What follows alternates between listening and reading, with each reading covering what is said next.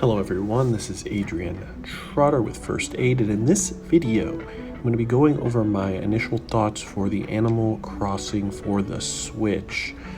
Interestingly enough, there was a little direct message that Nintendo gave us. What's amazing is they give you about a month in advance notice of what's going to be included in the game. I feel like to develop some type of hype or just to talk about the game in general. There was so many unanswered questions which prompted them to actually answer them in this video. And without further ado, let's get going. With Animal Crossing just 1 month away, we have the Deserted Island giveaway. There was a part 1, which is like a refresher course. Part 2 is future development, and part 3 of this type of series was a Q&A. So here's basically the takeaways. The airport takes you to an island. You choose an island, like a different setup of different types of islands. Then you have, you can pick between the northern or southern hemisphere, kind of like how the Earth is now. It'll be spring in the northern hemisphere, or when it's spring in the northern hemisphere, it's fall in the southern hemisphere. There is different activities will change with the seasons. Like example is the different types of fish you're able to get in the spring and the summers are going to be different than the fall and winter.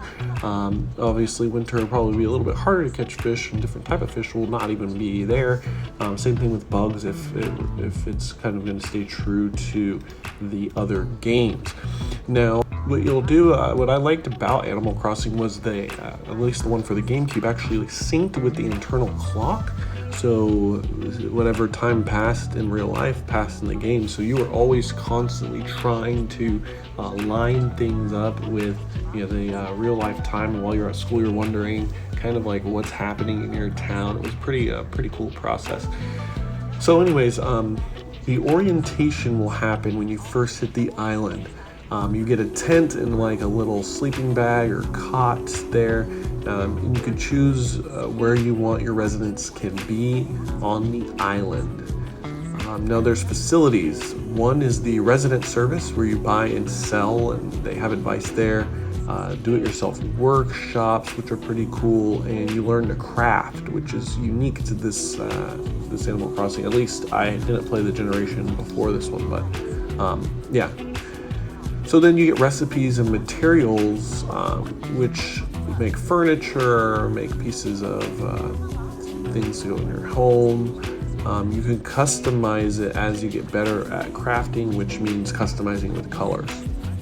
The second part of the first portion there was the airport. Now this was really interesting because you can invite residents to your island and visit islands. 8 people can be on an island at one time, including yourself, and the in-game postal service lets you send messages and items to your friends. Now there is special services. There's a tent that Nook sends to you for a few things. You get a Nook phone. I mean, like, Nook is just taking over. Call the government on this guy. And we need to decentralize and break up the monopoly, which is Nook. He owns a phone service, and never mind. Anyways, Nook CEO will make the island like a island-wide broadcast every single day. Now there is a Nook mileage program, which is I think very interesting. With the Nook mileage program, you can build up accomplishments and rewards. Now this is for like the completionists in the game. You can catch all different types of fish, for example. You can catch, and then there's like a sequence of how many fish and when to catch them, etc. You build up these accomplishments to get rewards, and this is strictly for the completionists. Now, important tips for first timers is what they went into on this as well. They talked about dangerous insects. An example that I frequent is the bees. The bees are crazy bad. What happens is, you shake trees to get different things to fall out of them, whether it's fruit or sometimes there's money in the trees or different items. But one time you'll shake them and there'll be a beehive that hits the ground like a little honeycomb, and bees will come out and chase you and sting you. Oh man, it's kind of crazy. Nighttime looks like what I saw in this presentation here that the Nook was giving us. Nighttime looks like there's some ghosts that look like Boo that are in the island at night. There's the castaway sightings, which alluded to Gulliver. I like that guy. I'm kind of following his story arc there in the previous Animal Crossings. And then there is fast travel, which is quite unique. At least I don't remember it in the other Animal Crossings. Again, I played the one on GameCube and the DS, so I might be a little behind in the times. But yeah, so basically the rescue service is like a helicopter that comes and gets you and drops you back off. I assume your little area, your island, in your island, your home there. Now there's optional extras. You make a home and you could decorate your home with, and then there's extension and remodeling, which is very awesome. If you played the other one in the series, there was always a way to increase your house size. That was a huge contention, I would say, or not contention, but something you really strove for in the Animal Crossing games before, was to make your house bigger and bigger by saving up all them bells and cashing them in for a bigger home, which then you're able to add more things into it, just like in real life. Next is the island tours.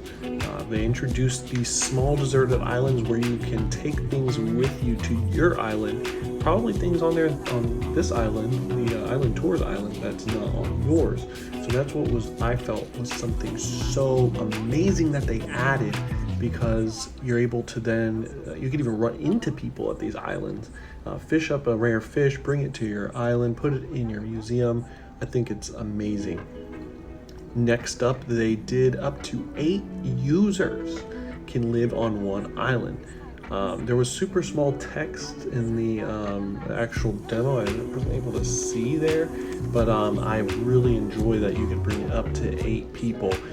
Then they have party play, which 4 residents can follow a leader around. Well, 3 residents follow 1 leader around, and then you could also swap the leader, and everything that you collect is stored in the residence building in the recycle box. Next is this app that this will be the end of part 1 here, but there is an app that's called the Nook Link that people can talk to others who own the game through the app. And it's a great way to communicate with your friends, colleagues, etc. I thought so. When I looked at it, it was just one of those amazing things. Now, it could be very niche. I mean, let's not look at it just through happy glasses here.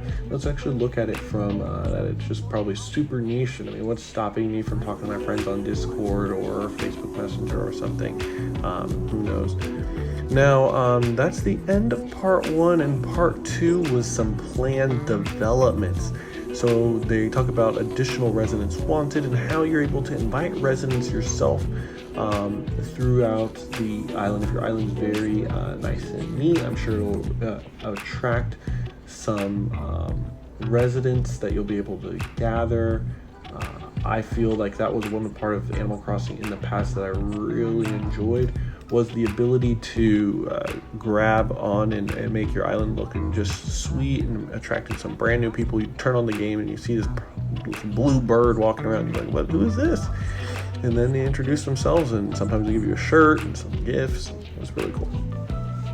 Next is you can build additional facilities. So there's the museum that was introduced, shops for buying things that you can't really craft, and the tailor, where you can actually create your own style of clothing and pick up some clothing, and then the campground.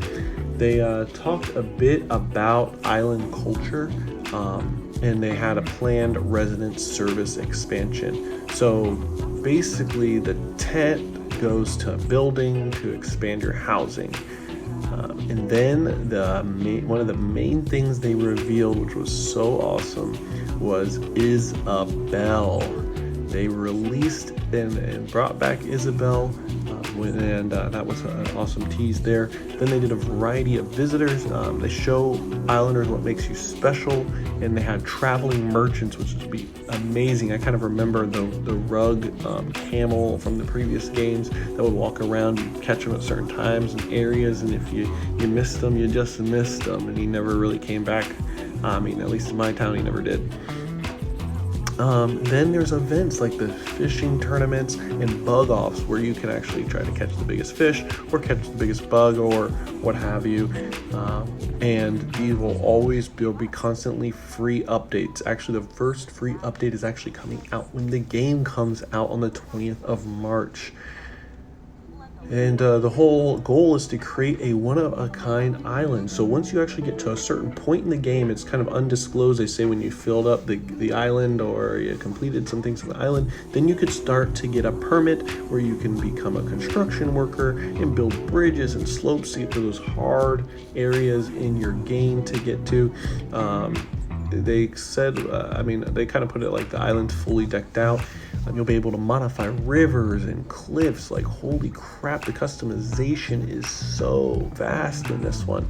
There is so much more range of creativity in this Animal Crossing compared to the previous iterations. And I was just curious, could you make things go into the ocean? Like, could you actually expand the land all the way out? I don't know. Then they started to do frequently asked questions. I got a few that were interesting to me. The first one was, can I play with my friends and family on one Switch? They said yes. It kind of reminds me of the previous iterations where you could, I don't remember if it was 8, but I remember it was a certain amount that my brother and I, we would share one like GameCube, and when I logged out, he logged in and kind of did things on the island. He had a house like right next to mine, and you could kind of like gather and do different things. And they asked if it supports Amiibo. I personally don't do Amiibo, but I know people that do. And yes, it does support Amiibo and has its own little things that go with it. Like there's like a photo shoot or something that goes with that Amiibo. And then they said, there was another question, do you have more info about visiting friends? So you can invite people. What's cool is you can invite people using a code that they're not your best friend, so they can't use an axe or shovel on your island.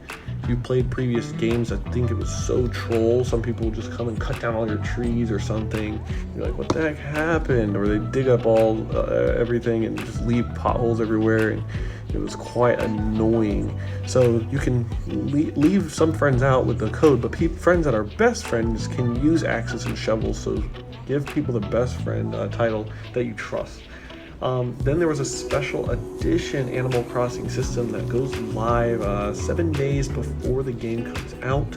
There are free updates and seasonal events, and then they teased their Twitter accounts, and that was the end of that one. So like I said in the previous videos that I have, I will be trying out other games other than just League of Legends, and this is one of them. I'm excited about it. I'm actually going to probably be getting something for my daughter to play the game with us as well. So stay tuned for that. There'll be a review on that. And as always, thank you so much. If you like this video, please consider liking it, subscribing to the channel for more information. I am going to get a lot better on posting. I am going to get a lot better on doing a whole lot more things with my gaming channel, and I appreciate you so much for sticking with me, and I hope you have yourself a good rest of your time. Thank you so much.